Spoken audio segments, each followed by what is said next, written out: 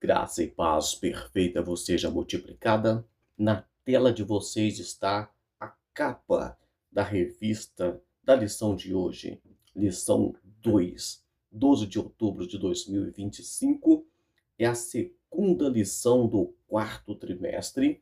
E vocês lembram que na semana passada eu tratei aqui da lição que fala do corpo, alma e espírito. Eu até citei espírito, alma e corpo como sendo que vem de Deus, como como a parte de cima mais importante, como o espírito que nos conecta a Deus, depois a nossa alma e por último o nosso corpo. Mas é importante seguirmos a sequência de revista de Escola Bíblica Dominical para entendermos o raciocínio dessa aula, dessa matéria. E hoje temos aí essa imagem da capa mostrando a complexidade do corpo humano. E por falar em corpo humano, é sobre isso que vamos tratar hoje. O título da lição diz: O corpo, a maravilhosa obra da criação de Deus. O texto áureo diz assim: Eu te louvarei porque de um modo terrível e tão maravilhoso fui formado. Maravilhosas são as tuas obras, e a minha alma o sabe muito bem. Salmo 139, versículo 14. A verdade prática vai dizer: a ciência busca desvendar os mistérios do corpo humano, mas o crente descansa em saber que a obra da poderosa é perfeita mão de Deus. Nós estamos tranquilos, sossegados, porque temos consciência. Eu falei na lição passada que sobre o que preocupa o ser humano, de onde venho, para onde eu vou, e mais uma vez mostrando que a preocupação em desvendar coisas que não têm explicação, e vamos falar mais sobre isso daqui a pouco. Na leitura bíblica em classe, temos Salmo 139, do versículo 1 ao 4 e do 13 ao 18. O livro de Salmo é um livro poético.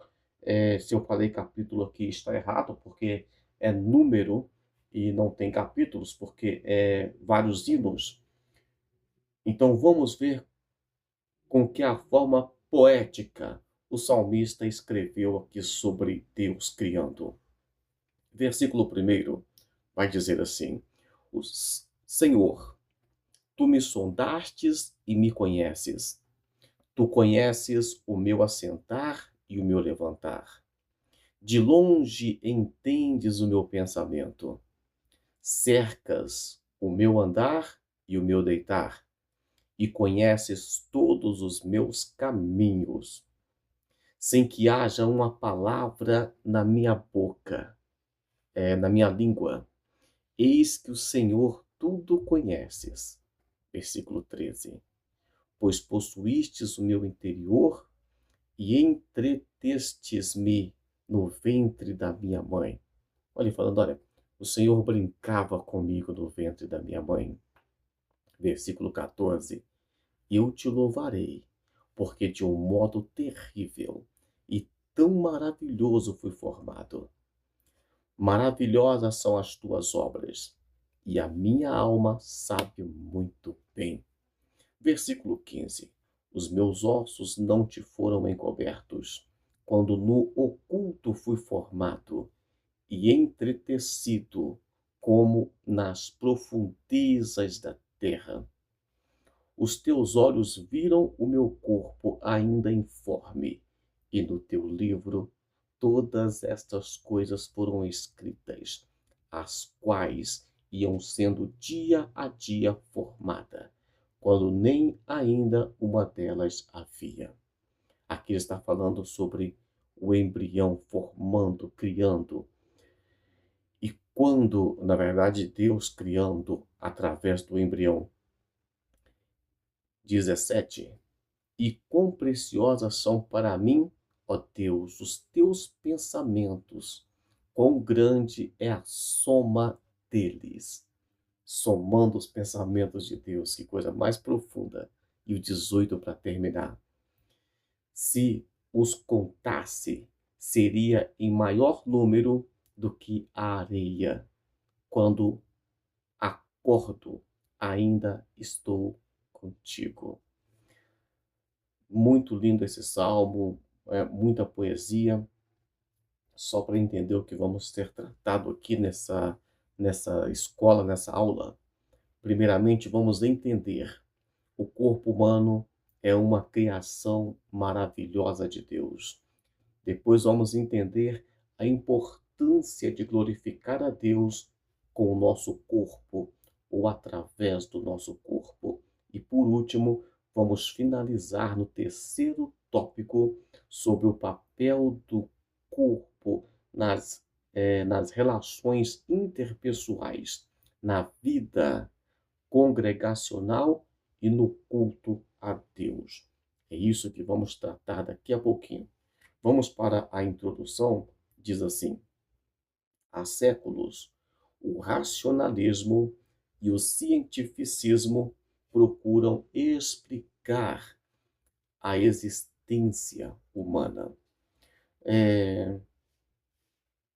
Quando fala aqui de cientificismo, há toda a parte de que procura experimentação, mas eles não explicam a verdade. É só teoria. É teoria para dizer que a Bíblia é uma teoria. Eu prefiro a palavra de Deus.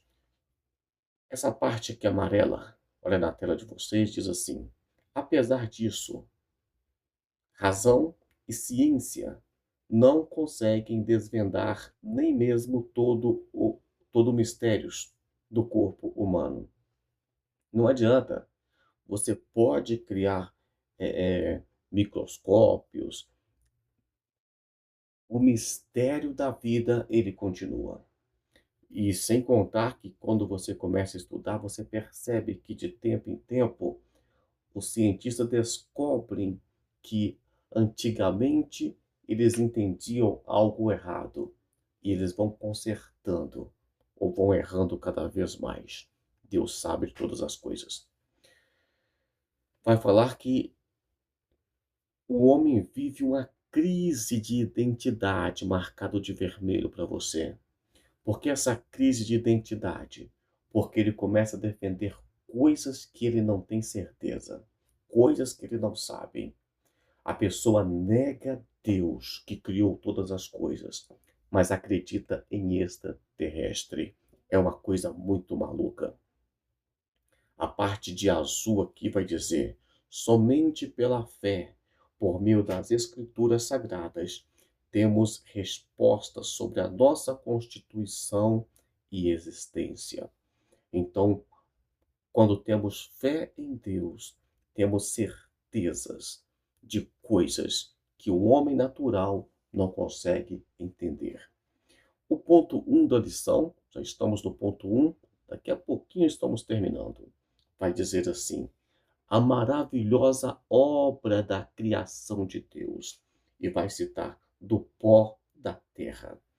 Vimos na lição passada que o homem é constituído de algo material, que é o pó da terra, e algo imaterial, que é o sopro de Deus nas narinas, nos narizes do homem. Isso gerou. E aqui o comentarista da lição, né, o responsável por essa lição, ele vai dizer aqui que acredita-se, estimativa-se que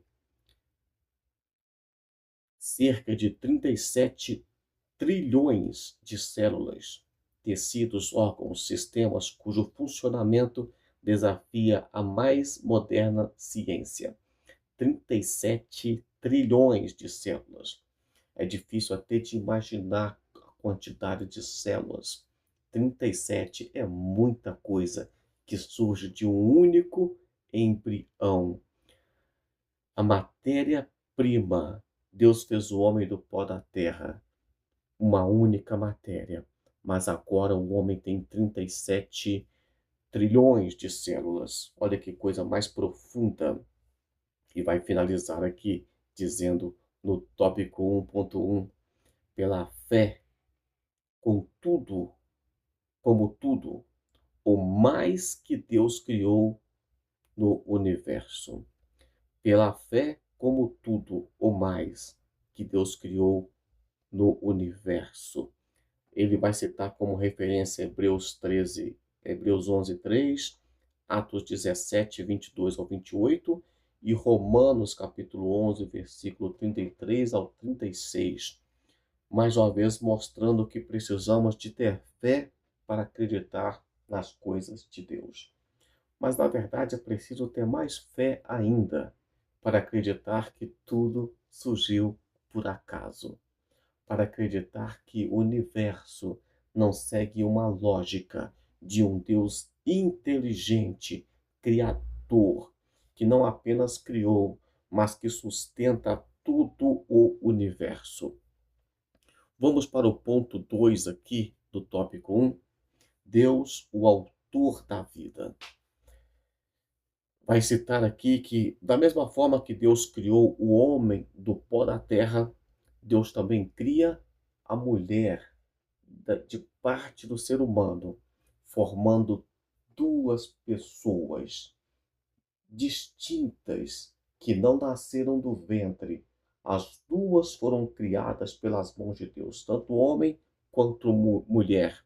A importância da criação de Deus. Deus é o autor da vida do ser humano. Para Deus não tem distinção entre homem e entre mulher. Ele formou, ele deu a vida para ambos. Aqui no ponto 3, eu sempre disse que as nossas revistas, ela tem 3 tópicos e 3 pontos em cada tópico. Estamos no ponto 3 do tópico 1, então estamos finalizando o tópico 1. A individualização, formação integral. Falamos na aula passada de espírito, de alma e de corpo. E o que o comentarista da lição está querendo dizer aqui é que Deus ele forma as partes integralmente. Quando Deus está formando ali o embrião ali, o feto, ele está dando vida, gerando vida, proporcionando vida, alma e espírito naquela pessoa. É integral. Deus faz isso de forma completa. A parte de amarelo aqui, isso ressalta a grande perversidade do aborto, apontando para o sublime valor da maternidade. Está dizendo que as escrituras mostram claramente que já existe vida dentro do útero. A própria lição que terminamos de ler vai mostrar que Deus já brincava com o feto do salmista ainda no ventre da mãe. Vai mostrar que Deus é que forma, que gera, que dá vida. Então essa ideia de aborto é uma perversidade citada aqui pelo autor dessa lição. E a maternidade, ela precisa de ser incentivada. Precisamos de ser, eh, de ser natural quando for preciso. Nós temos que ser espiritual, porque é o espírito que vai controlar o nosso corpo, mas a parte natural, o ser humano foi feito para isso e vamos falar daqui a pouquinho, para procriar, para produzir, para encher a terra. É claro que isso é feito hoje com muito cuidado por causa do custo de vida, do cuidado, mas o ser humano precisa de valorizar a vida. A maternidade precisa de ser valorizada. Vamos aqui para a sinopse 1, na tela de vocês, estou marcando de vermelho. Vai dizer assim: Deus, com sabedoria e poder, criou o corpo humano de forma extraordinária e única. Finalizamos então o tópico 1, os 3 pontos mostrando que Deus criou o ser humano. Ele criou o corpo, ele deu o fôlego de vida, ele criou o nosso corpo de forma integral, corpo, alma e espírito, formando um ser humano completo. Deus é tremendo. Vamos aqui para, para a nossa parte agora. Já lemos a sinopse aqui, terminando, concluindo essa parte muito interessante aqui. E agora já entramos aqui no tópico 2 da nossa lição, que vai dizer o corpo e a glória de Deus. Olha para a tela, olha para a sua tela, o corpo e a glória de Deus. Aqui no tópico 1 vai dizer o divino tecelão. Em linguagem poética, Davi descreve a ação divina na formação do corpo humano no ventre materno, apresentando Deus como um tecelão. Aqui nós lembramos a parte daquele que vai trabalhando, criando tecido, criando algo, um artista, alguém com habilidades manuais. Aqui o salmista enxerga Deus dessa forma, com essa habilidade também. Vai dizer aqui na parte amarela, estamos no tópico 2.1. A ciência reconhece a formação dos órgãos e sistema do corpo humano exatamente dos tecidos formados pelas células presentes no embrião. É como se o embrião formando fosse Deus tecendo, criando, fazendo a obra, a arte com as suas próprias mãos.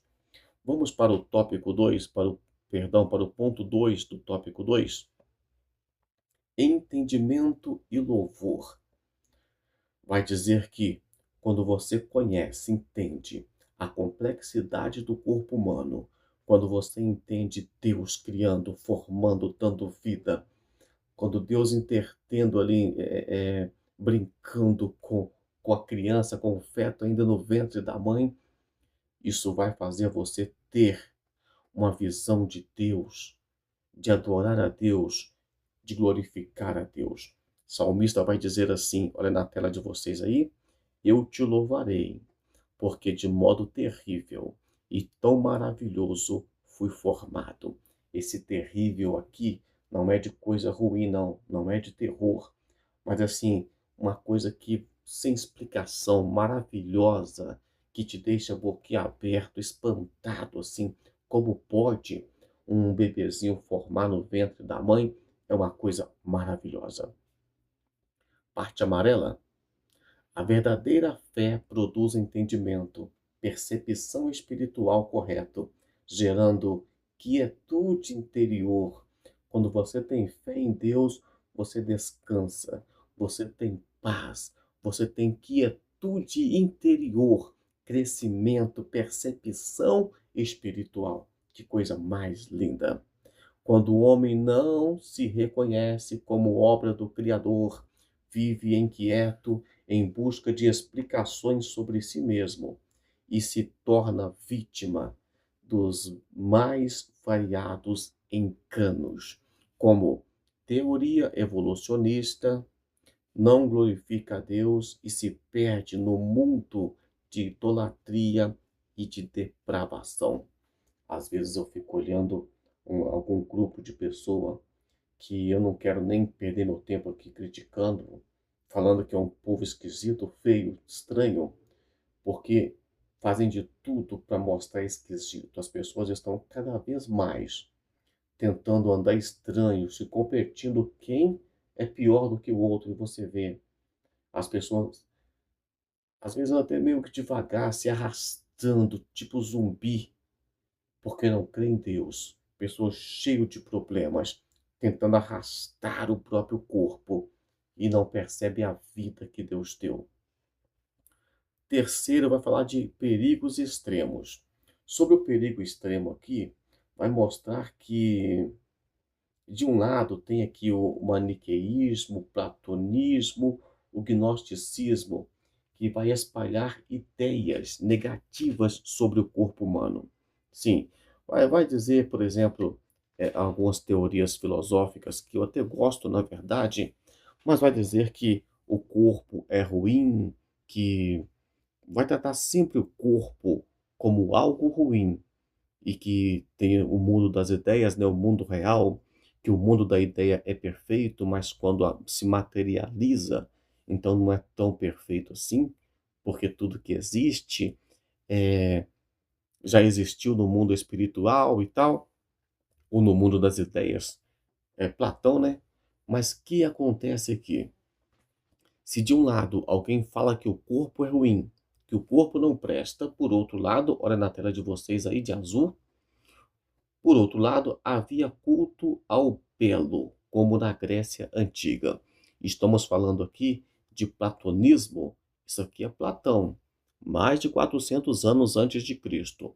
Mas também na Grécia, também de Platão, enquanto um falava que o corpo era ruim, o outro já idolatrava o corpo, tá?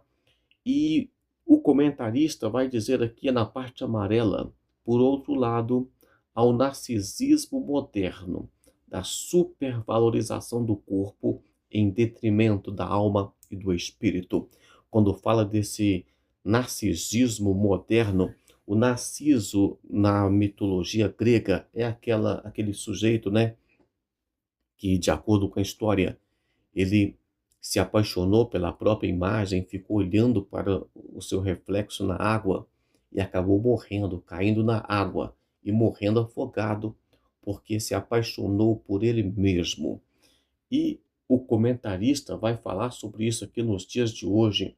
Nós vivemos no mundo das selfies, das publicações nas redes sociais, de cuidados estéticos, cosméticos, físicos em excesso, aquele cuidado, a pessoa, né, eu estava conversando com minha mãe, com ele mesmo, eu vou mexer na mandíbula, vou tirar uma costela, vou fazer não sei o quê, e aquela preocupação com a estética, com o corpo, isso o comentarista chamou de narcisismo moderno. Isso é um perigo muito grande. E finalizando aqui o ponto 3 do tópico 2, esse tópico 2 tem 4 pontos, olha 4 aqui, né? Não é comum, mas vai finalizar dizendo o tópico 2.3. Cuidar do corpo é importante, mas sem exagero. O cristão deve equilibrar tudo. Não é errado um cristão fazer uma caminhada, procurar uma forma de manter um corpo saudável, mas precisa de ter um certo equilíbrio, equilibrar alma, equilibrar espírito e corpo. Nós precisamos de ter um equilíbrio. O quarto e último ponto desse tópico vai dizer princípios e regras. É só reforçando o que eu havia falado aqui, quando fala de princípios e regras, é só interessante sabermos que precisamos de ter práticas no nosso cotidiano.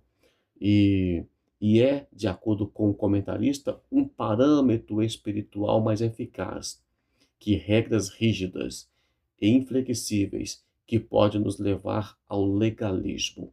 Então, naquelas pessoas que pensam que tem que ter regra para tudo, ficam presas, engessadas em regras, mas nós precisamos de ter um certo limite. Nem o narcisismo moderno, nem dizer que o corpo não presta. O nosso corpo também é bênção. Deus não quer salvar só a nossa alma, nem só o nosso espírito. Deus quer salvar corpo, Deus quer salvar a alma e Deus quer salvar o espírito, porque foi Ele que deu tudo e Ele vai cobrar tudo. Vamos aqui para a sinopse. O corpo humano glorifica a Deus por sua formação admirável, devendo ser cuidado com equilíbrio e usado segundo princípios bíblicos. Então, não tem ninguém criticando quem quer cuidar do corpo. Nós precisamos sim de fazer isso e, e observar o que a Bíblia ensina, né? O apóstolo Paulo vai dizer, por exemplo, que a atividade física para pouco se aproveita, mas a caridade para tudo é proveitosa. Então, se a atividade física para pouco se aproveita, ela tem ainda alguma utilidade, mas o amor, a caridade é toda aproveitada, é especial. Estamos agora no último tópico, que vai falar do corpo e da coletividade. Só para não perdermos aqui o entendimento, no tópico 1, nós falamos sobre Deus criar o homem, corpo, alma e espírito. Cria o ser humano masculino, cria também o feminino. Deus cria todos e gera vida em todos. No segundo, nós falamos, só voltando aqui para a gente ver, do corpo e a glória de Deus, da importância de glorificar a Deus pelo corpo que Ele mesmo criou. E agora vamos finalizar falando de coletividade. Um dos símbolos da igreja é o corpo, porque o corpo tem vários membros e Jesus Cristo é a cabeça, e os membros trabalham uns para os outros. O ponto 1 do tópico 3 vai dizer a prática relacional. Aqui o comentarista vai dizer que Deus nos fez para relacionar e vai até utilizar aqui Gênesis 1 e 28 na parte da procriação. Não é bom que o homem esteja só e tal, farei uma adjuntora. E embora eu não queira ler a lição toda para vocês, é importante saber que tem algumas pessoas que, por algumas questões, vamos dizer que neuroatípicas, elas preferem ficar sozinhas ou se sentem bem ficando sozinhas, mas isso é uma questão neurológica, é uma questão de que foge do padrão. Mas geralmente o ser humano e a sociologia vai trabalhar muito isso, que o homem é um animal social. Ele vive em sociedade, ele se relaciona. E o comentarista da lição está trazendo isso para nós, a coletividade do corpo, e vai mostrar que a prática de relacionamentos. Não fomos criados para viver socialmente ou afetivamente isolados. Mais uma vez, batendo na tecla, existem algumas pessoas como eremitas, né, os ermitão, os monges, ou algumas pessoas que vemos como parece que o profeta Elias tinha uma natureza assim mais isolada. O próprio João Batista no deserto tem algumas pessoas que vivem sim isoladas, mas não é o comum.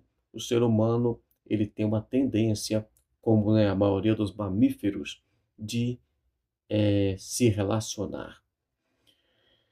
Vai dizer ainda, de acordo com Tiago 1 e 27, Tiago 2 e 14 ao 18, sobre a verdadeira religião, aquela que acolhe órfãos, que acolhe viúvas. Isso fala de relacionamento, isso fala de comunhão. Tópico 3.2, a prática congregacional. Aqui parece que o autor chegou onde ele de fato queria chegar nessa lição. O corpo é um elemento fundamental do culto. E vai citar aqui a importância de cultuarmos a Deus juntos. Quando a Bíblia adverte, não deixei a vossa congregação, como é costume de alguns e tal. Nós precisamos de estar no culto, presente no culto, de reunir com os nossos irmãos. E ele vai dizer aqui, olha, falsos discursos dos que criticam a igreja como instituição, sugerindo o cultivo de uma fé individual ou meramente virtual. Nós participamos do corpo e do sangue de Jesus Cristo. É um momento de comunhão, esperar uns pelos outros. A igreja não pode ser uma igreja virtual. Você está vendo, né, assistindo essa videoaula aqui, porque talvez você não tenha tempo de ir à igreja, ou quer ter mais conhecimento, ou está longe, ou enfermo, mas é importante lembrar que o contato com os nossos irmãos é muito importante. E para finalizar, tópico 3 do ponto 3, tecnologia no culto. Por falar em tecnologia, você está usando a tecnologia para assistir essa videoaula, porém, é importante lembrar que não podemos ficar distraídos no culto. Tem até o exemplo de pessoas que, dentro do culto, o culto está sendo televisionado ou transmitido através de alguma live, e a pessoa, em vez de adorar ao Senhor no culto, de participar do culto, ele fica dentro da igreja, dentro, né, do templo, assistindo o culto pelo próprio celular, pelo tablet, enquanto ele já está assistindo o culto ao vivo. Então as pessoas estão tão acostumadas com a tecnologia que causa distração, porque é difícil você pegar um celular para estudar alguma coisa e chega uma notificação, você sai, olha a notificação, volta de novo, daí a pouco você já esqueceu o que estava estudando. Nós precisamos de utilizar os recursos tecnológicos com muito cuidado, com muito amor, com muita atenção, para não perdermos o para não perdermos a nossa essência de comunhão, de relacionamento como corpo. Conclusão. A sinopse 3, lá ia esquecendo. O corpo deve ser instrumento de comunhão. Comunhão, adoração coletiva, valorizando relacionamentos e culto presencial. Eu não vou explicar mais sobre isso aqui, mas ficou claro qual é o objetivo aqui do comentarista. Conclusão: a verdadeira adoração ao Criador abrange a integralidade do nosso ser, que inclui todo o nosso corpo, né? O nosso corpo como sacrifício vivo e agradável a Deus. Que saibamos possuir o nosso corpo em santificação e honra. Está aqui na tela de vocês o questionário revisado, né? O que a Bíblia fala sobre a vida humana integral, corpo, alma e espírito. E vai dizer que a Escritura fala que Deus claramente criou como corpo, alma e espírito ainda no ventre. Gênesis 25 e 22, Lucas 1, versículo 15 a 39 e Gálatas 1 e 15. Pergunta 2. Como Davi apresenta o processo de formação? Ele falou do tecelão, que vai tecendo, que vai criando. 3. Quais os extremos quanto ao valor da importância do corpo? O extremo é aquele que fala que o corpo é mau, que não presta, que não vale nada. E o outro extremo é aquele que citamos a questão do narcisismo moderno. A pessoa já idolatra o corpo demais. O cristão precisa de aprender a ter um equilíbrio nisso aí. 4. Por que precisamos da vida comunitária? Porque Deus nos fez para nos relacionar, para sermos sociáveis. E a última diz: que perigos os recursos tecnológicos apresentam em relação ao culto? Se não tomarmos cuidado, ele nos afasta da comunhão com a igreja. Ele faz sermos como se fôssemos cristãos, mas individual, cada um na sua casa, cada um fazendo do seu jeito. Então, é preciso de ter cuidado com respeito a isso. O racionalismo que falamos no começo da lição, aquela ideia, né, que tenta, de alguma forma, ofuscar a palavra de Deus é um conjunto de teorias filosóficas, como platonismo, cartesiano, cartesianismo e etc. Então, são fundamentadas na suposição que a investigação da verdade, conduzida pelo pensamento puro, ultrapassa em grande medida os dados imediatos oferecidos pelo sentido da experiência. Eu estudo outras coisas, outras ciências, que não é a palavra de Deus. Então as pessoas ficam utilizando o termo ciência para tentar defender o ateísmo, entre outras coisas. Pessoal, ficamos por aqui. Se você chegou até aqui, curta o vídeo, comente. Deus abençoe sua vida e até a próxima aula. Fique na paz do Senhor Jesus.